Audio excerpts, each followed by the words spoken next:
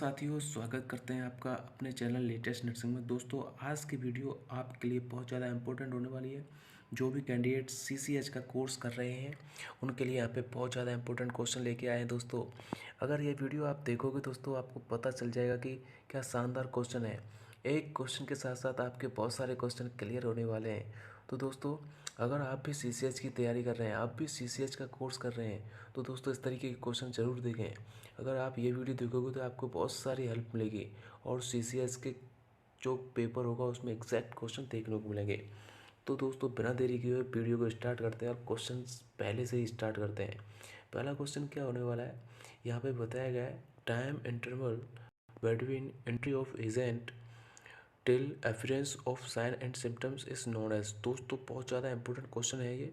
ऐसे क्वेश्चन को आप देखिए हमेशा। देखिए, यहाँ पे पूछा गया है time interval between entry of agent, यानी कि टाइम के बारे में बताया गया है कि between entry of agent till appearance, यानी कि कोई पैथोजेंस है, उसने बॉडी में एंट्री किया है, उसके बाद में पहले जो साइन एंड सिम्टम्स आए उस चीज़ को हम किस टर्म से जानेंगे। दोस्तों, यहाँ पे अलग अलग ऑप्शंस आपको देखने को मिले।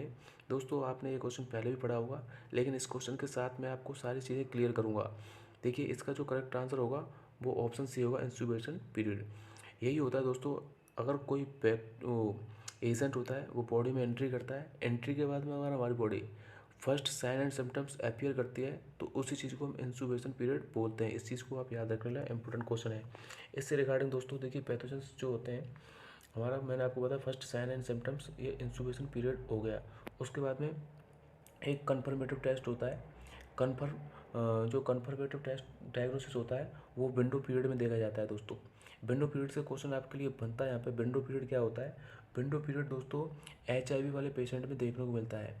कितना होता है नॉर्मल विंडो पीरियड, 3 से 12 वीक। दोस्तों, आपसे क्वेश्चन पूछ लिया जा सकता है कि विंडो पीरियड किस में देखा जाता है। विंडो पीरियड एचआईवी पेशेंट में देखा जाता है और नॉर्मल कितना होता है, ये 3 से 12 होता है। कितना होता है, 3 से 12 वीक होता है। इस चीज़ को आप याद रखना, ठीक है। कॉन्टाजियस का मतलब होता है दोस्तों, कॉन्टाजियस इन्फेक्शियस, जैसे इन्फेक्शन फैलता है उसी तरीके से हम उस वर्ड को यूज़ कर सकते हैं, कॉन्टाजियस। और ये पैथोजेनेसिस, पैथोजेनेसिस का मतलब होता है कोई पैथोजन है, उसकी फैलने की जो दर है वो कितनी है, पैथोजेनेसिस किस तरीके से वो रोग को फैला रहा है, ठीक है। प्री पैथोजेनेसिस यानी कि डिजीज की कंडीशन से पहले की कंडीशन को प्री पैथोजेनेसिस कंडीशन बोला जाता है। दोस्तों, उम्मीद करता हूँ क्वेश्चन सारा क्लियर हो गया होगा। नेक्स्ट क्वेश्चन की बात करेंगे। यहाँ पे शानदार क्वेश्चन है आप लोगों के लिए, बहुत ज़्यादा इंपॉर्टेंट क्वेश्चन है। ऐसे क्वेश्चन है दोस्तों, अगर आप एक बार देखोगे तो हमेशा के लिए याद हो जाएंगे, ठीक है। दूसरा क्वेश्चन यहाँ पे पूछा गया है, ये 3 साल का बच्चा है, ठीक है। Completely immunize child comes to an immunization clinic at PSC for first time. दोस्तों, 3 साल का बेबी है, उसने कोई भी इम्यूनाइजेशन नहीं करवाया है, यानी कि कोई भी टीका नहीं लगाया उसके। 3 साल का बच्चा है तो पीसीजी भी और कोई सा वैक्सीन उसने नहीं लगवाया है। तो वो अब उसके उसके लिए कौन कौन से यहाँ पे टीके लगेंगे, यहाँ पे आप ऑप्शंस देख सकते हो। आप सोच सकते हो दोस्तों कौन कौन से टीके लगेंगे। 3 साल का बच्चा है, देखिए सबसे पहले मैं आपको बताऊँगा यहाँ पे क्या बताने वाला हूँ। अगर सबसे पहले मैं आपको बीसीजी की बात बता देता हूँ, बीसीजी कब तक नहीं लगाना चाहिए। अगर दोस्तों कोई बच्चा 1 साल से, अगर 1 साल से ज़्यादा का हो गया उसके बीसीजी नहीं लगेगा। इस चीज़ को आप ध्यान रखना। 1 साल से कम वाले बच्चे को बीसीजी आप लगा सकते हो, ठीक है। बीसीजी लगा सकते हो। बीसीजी की क्या कंडीशन होती है दोस्तों, बीसीजी के बारे में बताऊंगा मैं आपको। देखिए, बीसीजी अगर लगाना होता है दोस्तों, 2 तरीके से बीसीजी लगाया जा सकता है। एक डायरेक्ट होता है और एक होता है इनडायरेक्ट, ठीक है। आप समझना अच्छे तरीके से। डायरेक्ट होता है दोस्तों, डायरेक्ट बीसीजी हम किसके लगा सकते हैं, अगर बच्चा बेबी 1 साल से नीचे का होगा उसके हम, 1 साल से नीचे का बच्चा होगा उसके हम डायरेक्ट पीसीजी लगा सकते हैं, ठीक है। और इनडायरेक्ट किस में लगाएंगे दोस्तों, अगर इनडायरेक्ट होगा उसमें उसके लिए मॉन्टेक्स टेस्ट करेंगे। क्या करेंगे, मॉन्टेक्स टेस्ट, जो कि टीबी के लिए करते हैं। बीसीजी की जो प्रोटेक्ट करता है दोस्तों, ये टीबी से ही प्रोटेक्ट करने के लिए ही इसको लगाया जाता है। इसी तरीके से आपको याद रखना है कि क्वेश्चन में पूछ लिया जाता है कि बीसीजी किससे प्रोटेक्शन करता है, बीसीजी ट्यूबरकुलोसिस से प्रोटेक्शन करता है, ठीक है।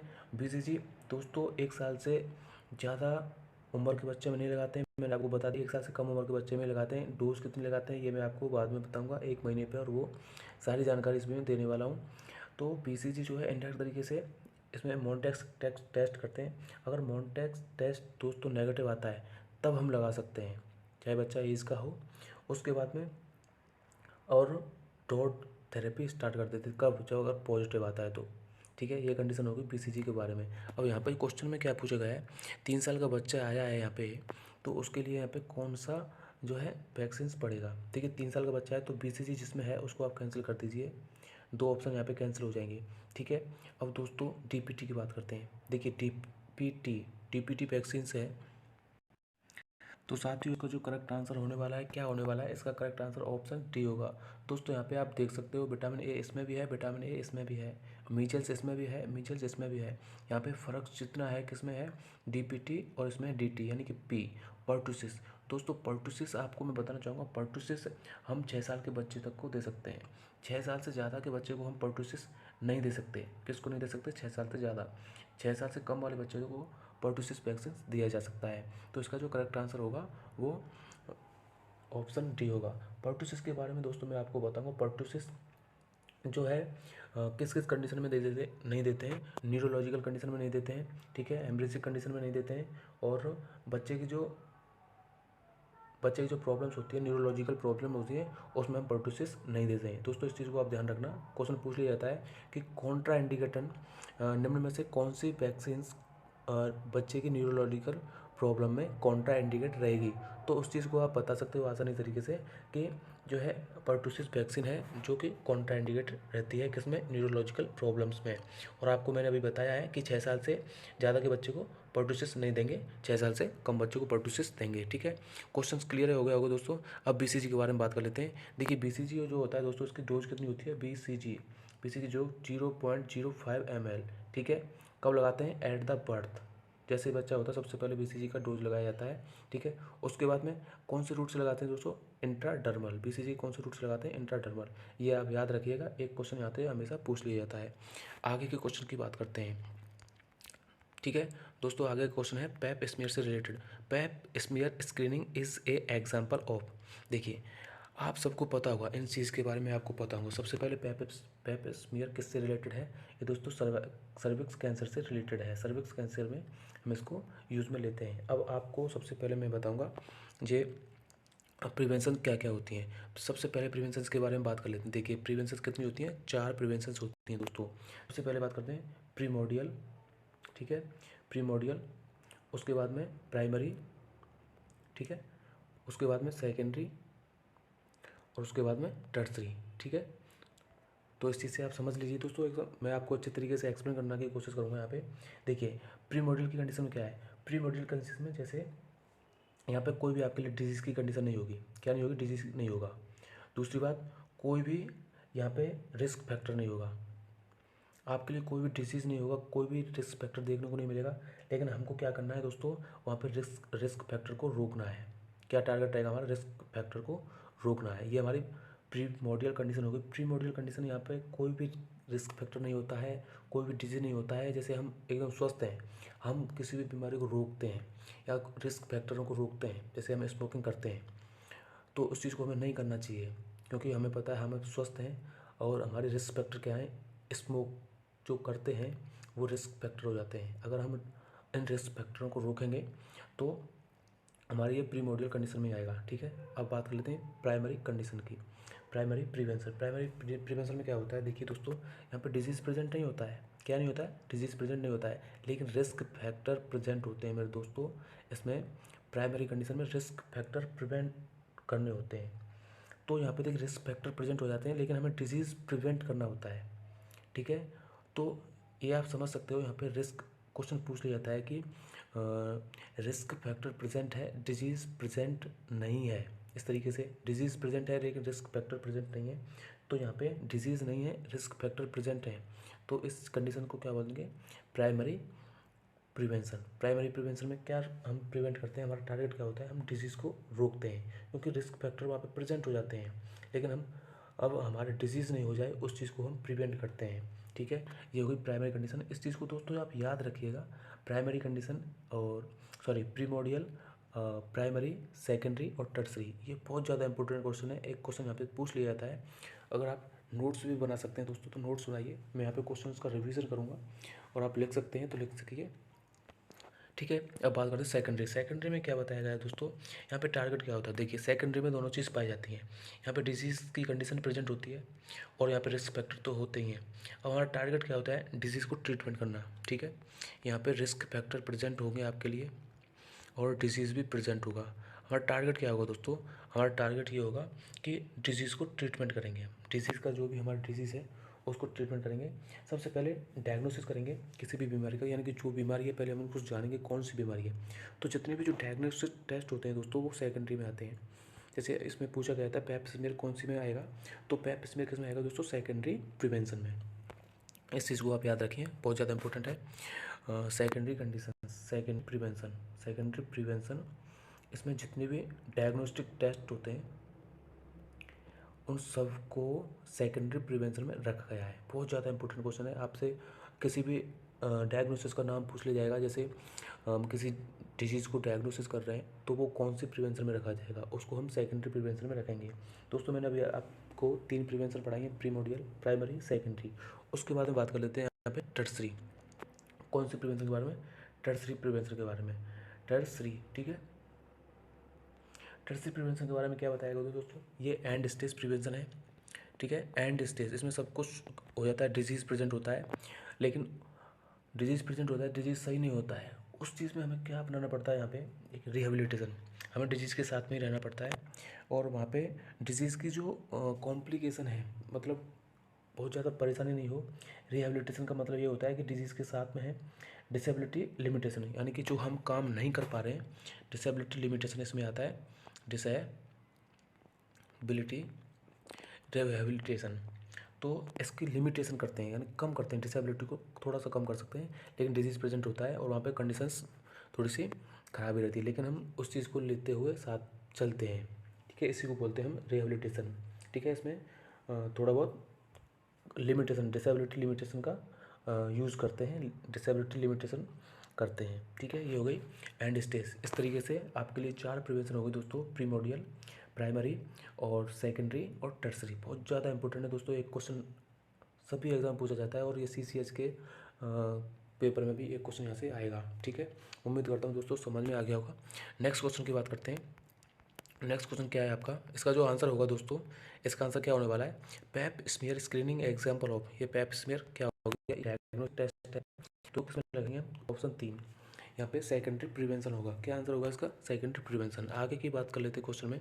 आगे क्वेश्चन क्या है दोस्तों, ये बहुत ज़्यादा इंपॉर्टेंट क्वेश्चन आप लोगों के लिए लेके आया हूँ मैं सर्च करके। यहाँ पे देखिए क्या क्वेश्चन पूछा गया है, यहाँ पे frozen DPT vaccine should be, यहाँ पे क्वेश्चन पूछा गया है दोस्तों। यहाँ पे वैक्सीन के बारे में आपको बताऊंगा, frozen DPT vaccine should be. DPT की आपको पता होगा, DPT वैक्सीन है, जितनी भी वैक्सीन हैं दोस्तों, अगर जम जाती हैं वो अपने टेम्परेचर से बहुत नीचे होती हैं। अगर जैसे कोई 2 से 8 2 डिग्री से 2 डिग्री सेंटीग्रेड से 8 डिग्री सेंटीग्रेड तक वैक्सीन रखी जाती हैं। अगर इससे टेम्परेचर नीचे हो रहा है तो उसको फेंक देंगे, तो उसको डिस्कार्ड कर देंगे।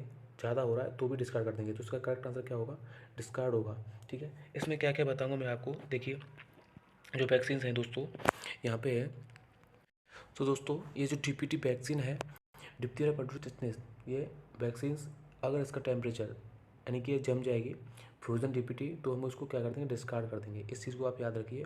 ठीक है, यहाँ पे बताया गया इमर्ज इन हॉट वाटर, तो ऐसा कुछ भी नहीं होगा। Roll between palm until the reach room temperature, कहने का मतलब यही है, इसमें जितने भी ऑप्शंस हैं वो सभी गलत हैं। आपको क्या करना है, उसको फेंक देना है, डिस्कार्ड कर देना है, अगर उसका टेम्परेचर मैनेज नहीं होता है। एकदम फिक्स टेम्परेचर पे होती है दोस्तों, ना ज़्यादा ठंडी ना ज़्यादा गर्म। ठीक है, चलिए आगे के क्वेश्चन में बात कर लेते हैं। क्वेश्चन नंबर आपका आगे है। यहाँ पे देखिए क्वेश्चन में क्या पूछा गया है, natural family planning does not include. यहाँ पे दोस्तों natural family planning does not include, इनमें से नेचुरल फैमिली प्लानिंग नहीं है। तो यहाँ पे देखिए क्या क्या बताया गया है। यहाँ पे जो नेचुरल फैक्टर है दोस्तों, आपको पता होगा, यहाँ पे ऑप्शन देख सकते हो, basal body temperature method, cervical mucus method, sympathothermic method, ये सभी होती हैं दोस्तों नेचुरल फैमिली प्लानिंग। लेकिन टर्मिनल मेथड में क्या क्या आती है, मेल के लिए आती है दोस्तों वैसेक्टोमी, मेल के लिए क्या आती है, वैसेक्टोमी, और फीमेल के लिए क्या आती है, ट्यूबेक्टोमी। ये टर्मिनल मेथड्स हो गए। तो इसका जो करेक्ट आंसर होगा वो ऑप्शन ए होगा। लेकिन मैं आपको इनके बारे में बताऊंगा। देखिए, अगर टोटल नेचुरल फैमिली मेथड के बारे में बात करते हैं, यहाँ पे कितनी होती हैं दोस्तों, टोटल जो नेचुरल फैमिली मेथड होती है कितनी होती हैं, यहाँ पे दोस्तों टोटल होती हैं आपके लिए 6। कितनी होती हैं? 6। मैं आपको सीक्वेंस से बताऊँगा। सबसे पहले बताऊँगा कोइटस इंटरप्ट। कोइटस इंटरप्ट दोस्तों थोड़ा सा लिखने में प्रॉब्लम हो रही है, आप समझ लेना। Coitus interrupt. दूसरी हो जाएगी आपकी कोइटस इंटरप्ट का मतलब होता है कि आपको पता है ड्यूरिंग सेक्स इजैकुलेशन को हम बाहर इजैकुलेट करते हैं, ठीक है। कोइटस इंटरप्ट का मतलब समझिए आप, ड्यूरिंग सेक्स कोइटस दोस्त सीधा सीधा है, स्पर्म को वेजाइना में इजैकुलेशन ना करके बाहर इजैकुलेट करते हैं, इसी को हम कोइटस इंटरप्ट बोलते हैं। ठीक है, और ठीक है मेथड, लेकिन इसमें कुछ परसेंट चांस ऐसे होते हैं जिसमें प्रेग्नेंट होने के चांस भी होते हैं, इसलिए इसको फुल परसेंट नेचुरल मेथड नहीं मानते हैं। इसमें कुछ परसेंट ऐसी होती हैं कि प्रेग्नेंट होने के चांस रहते हैं। दूसरी मेथड क्या है दोस्तों? दूसरी मेथड के बारे में बात करें यहाँ पे बीबीटी। बीबीटी आपको इसमें भी बताया गया है। बीबीटी का फुल फॉर्म क्या है? Basal body temperature method. दोस्तों बेसल बॉडी टेम्परेचर का मतलब होता है जब फीमेल सुबह मॉर्निंग में जागती है तो उसका टेम्परेचर चेक किया जाता है। टेम्परेचर अगर 0.5 सेंटीग्रेड बढ़ा हुआ और 1 degree Fahrenheit centigrade 1 degree Fahrenheit बढ़ा हुआ रहता है, इंक्रीज रहता है, तो उसका मतलब आपको समझना चाहिए कि ओवुलेशन चल रहा है। और आपको पता है ओवुलेशन चल रहा है तो उस समय सेक्स नहीं करना चाहिए। इसी चीज़ से हम पता लगा सकते हैं। लेकिन कभी कभी कुछ चांसों में पता नहीं लगता है, इसलिए फुली मेथड नहीं है। लेकिन मैं आपको ये मेथड बता रहा हूँ। बेसल बॉडी टेम्परेचर क्या होता है? बेसल बॉडी टेम्परेचर ये होता है कि जब औरत मॉर्निंग में जागती है तो उसका जो बेसल बॉडी टेम्परेचर होता है वो बढ़ा हुआ रहता है। कितना बढ़ा हुआ रहता है? 0.5 डिग्री सेंटीग्रेड बढ़ा हुआ रहता है। तो उससे हमें अंदाज़ा लगा लेना है कि ओवुलेशन हो रहा है, ठीक है। आगे बात करते हैं। आगे जो बात करेंगे दोस्तों यहाँ पे कैलेंडर मेथड। कैलेंडर मेथड आपको पता है दोस्तों, कैलेंडर मेथड का मतलब ये है, कैलेंडर मेथड में क्या है कि जो फर्स्ट एंड फोर्थ वीक जो होते हैं वो सेफ माने जाते हैं दोस्तों, और सेकंड एंड थर्ड वीक जो होते हैं वो अनसेफ माने जाते हैं, क्योंकि इसके दौरान ओवुलेशन होता है और ओवुलेशन के दौरान आप सेक्स नहीं कर सकते। अगर सेक्स करोगे तो वहाँ पर प्रेगनेंसी देखने को मिलेगी। तो इससे इस तरीके से आप समझ सकते हो, ये भी नेचुरल मेथड है, ठीक है। आगे बात करते हैं दोस्तों सर्वाइकल म्यूकस। सर्वाइकल म्यूकस भी एक नेचुरल मेथड है। सर्वाइकल म्यूकस में क्या है दोस्तों, अगर इसको देखेंगे, अगर थिक है ये, अगर सर्वाइकल म्यूकस थिक देखने को मिल रहा है आपको, तो वहाँ पे आप देख सकते हो, तो वहाँ पे ओवुलेशन के चांस हैं, ओवुलेशन हो रहा है। अगर थिक होगा, अगर पतला होगा तो आप समझ सकते हो कि वहाँ पे ओवुलेशन नहीं है और वहाँ पे आप जो है सेक्स कर सकते हो, ठीक है। तो वहाँ पे प्रेगनेंस नहीं होगा, प्रेगनेंटी की जो है कंडीशंस नहीं होगी। उसके बाद में क्या है? LAM के बारे में बात करेंगे। LAM lactational embryo method. तो दोस्तों आपको तो पता होगा, अगर कोई लैक्टेटिक मदर है वो अपने बच्चे को ब्रेस्ट फीडिंग कराएगी तो डेफिनेटली आपको पता है वो वहाँ पे किसका काम होगा? वहाँ पे कॉन्ट्रासेप्शन का काम होगा, ठीक है। तो ये बहुत ज़्यादा इंपॉर्टेंट है। लैक्टेशन एम्ब्रियो मेथड होती है। एब्सटेंस दोस्तों बिल्कुल भी कोई अब सेक्स नहीं करेगा, सेक्स से दूर रहेगा, तो यहाँ पे कोई भी प्रेगनेंसी के चांस नहीं बनेंगे। तो ये दोस्तों नेचुरल फैमिली प्लानिंग थी, जितनी भी मैंने आपको बताई है। नेचुरल फैमिली प्लानिंग कितनी होती है? टोटल 6 होती हैं। मैंने सीक्वेंस से आपको अच्छे तरीके से बताया, उम्मीद करता हूँ समझ आ गया होगा। और उसी तरीके से यहाँ पे जो है सभी नेचुरल फैमिली प्लानिंग है, केवल एक को छोड़ के, ठीक है। यहाँ पे natural family planning does include सभी हैं, लेकिन ये नहीं है, ठीक है। टर्मिनल मेथड्स, ठीक है।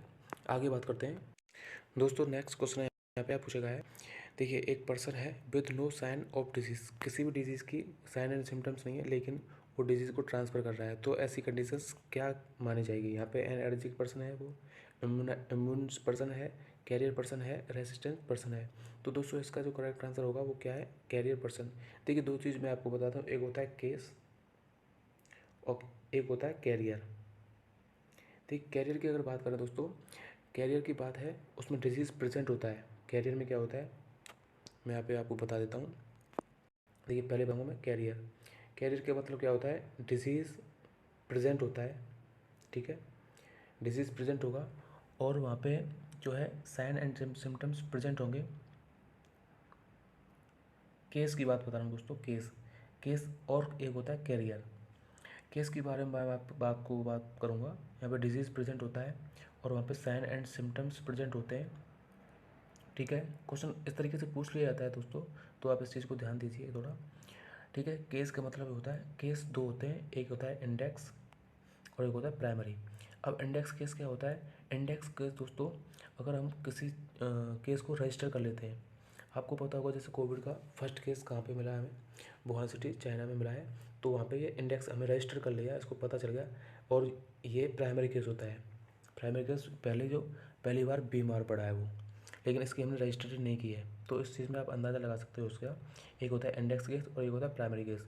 दोस्तों क्वेश्चन पूछ लिया जाता है कि निम्न में से इंडेक्स केस कौन सा है, किस तरीके का इंडेक्स केस है, और प्राइमरी केस कौन सा है, तो आप इससे अंदाज़ा लगा सकते हो।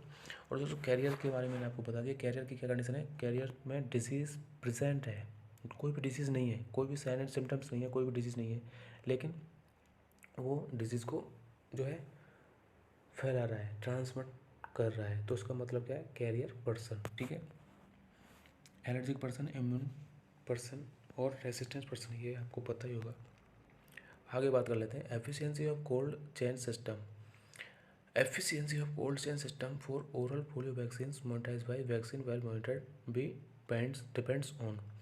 दोस्तों आपने पढ़ा होगा efficiency cold chain system, VBM के बारे में आपने पढ़ा होगा। वीबीएम के बारे में आपको बताता हूँ, वैक्सीन वेल मॉनिटर। इसमें क्या होता है दोस्तों, देखिए 4 चीज़ें होती हैं इसमें। एक खाना ये होता है जो इसके कलर को डिपेंड करता है। ठीक है, अब इस कलर को देखिए, अगर ये जो अंदर वाला होता है ये वाइट होता है और साइड वाला होता है ब्लू होता है। दोस्तों अगर ये वाइट होगा तो हम यूज़ कर सकते हैं, अगर इन दोनों का कलर सेम रहेगा तो भी हम इसको यूज़ कर सकते हैं, लेकिन ये अंदर वाले का कलर जो वाइट होता है, अगर इसका ब्लैक पड़ जाएगा, कैसा हो जाएगा, ब्लैक हो जाएगा, तो हम इसको बिल्कुल यूज़ में नहीं करेंगे। बिल्कुल ब्लैक हो जाएगा, इसको भी हम बिल्कुल यूज़ में नहीं करेंगे। अगर इसका कलर इससे मैच होता है तब तक हम इसको यूज़ करते हैं, लेकिन इससे ज़्यादा इसका कलर हो जाता है, ठीक है, अंदर वाला कलर वाइट होता है और बाहर वाला कलर कैसा होता है, ब्लू, ब्लैक नहीं होता दोस्तों, ब्लू होता है। अगर ये कलर, इस वाला जो अंदर वाला कलर होता है, इससे ज़्यादा जो ब्लू कलर है उससे ज़्यादा ब्लैक हो जाएगा, तो हम इसको यूज़ में नहीं लेंगे। ठीक है, ये दोस्तों बहुत इंपॉर्टेंट क्वेश्चन है आपके लिए। फिगर बना के पूछ लिया जाएगा और आपसे पूछा जाएगा कि निम्न में से कौन सी कंडीशन पे हम जो है वीवीएम की कंडीशन सही है और हम जो है ओरल पोलियो वैक्सीन दे सकते हैं, यानी देने के योग्य है। तो उस तरीके से आप देख सकते हो। यहाँ पे आगे क्वेश्चन में डिस्कस करेंगे यहाँ पे सडन आउटब्रेक ऑफ डिसीज़।